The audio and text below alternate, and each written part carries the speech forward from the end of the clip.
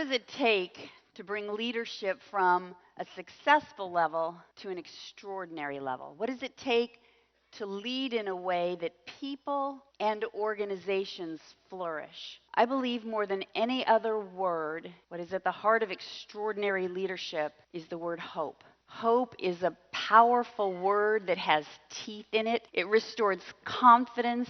It infuses energy. It creates momentum in people and in organizations. It requires from a leader an indefatigable optimism. And I'm going to this morning give you 3 words and just talk about each one of them briefly that I think embody what it means to be a leader that brings hope. And the first is vision. Every great leader knows and casts vision. And simply stated, vision is about taking the future direction of an organization and tying it to the individual's need and desire to have meaning and significance, which is part of what it means to be made in the image of God. Vision lifts our heads and keeps us connected to the bigger picture. A number of years ago, I was working with a client, a large school district down in the Los Angeles area, and we had a room of about 150 people, and everybody was sitting by tables according to their teams. We had the principals at one table and the teachers at a couple of different tables, facilities and maintenance guys, school psychologists.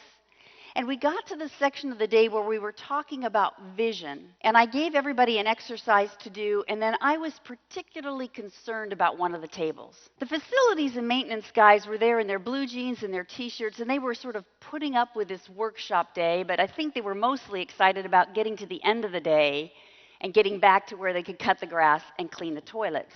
So I went over to help them understand vision, and I remember squatting down next to the leader of that team and asking him, "What have you got for me?"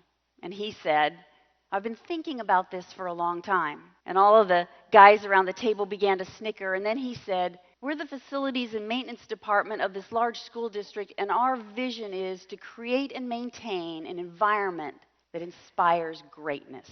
I said, "Excuse me, what did you say?"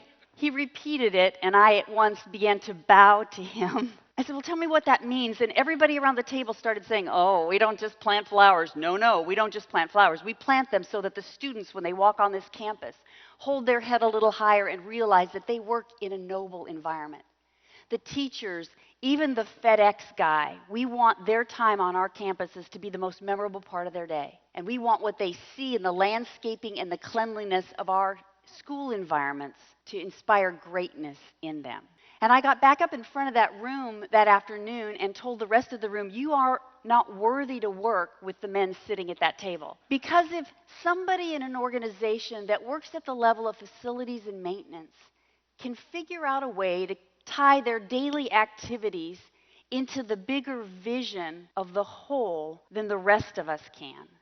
Vision is a very powerful, motivating force in an organization that doesn't belong on a t-shirt, but actually belongs embodied in the stories that we tell and the heroes that we create. And sometimes in our organizations that are led by Christian leaders, and certainly in our churches, we have brought the world celebrity culture into them, and we elevate certain gifts. And the hope and the vision of extraordinary leadership and the message of the gospel is to activate the gifts without elevating some of them over the others, so that everybody feels like they have a piece of the vision, and that releases hope.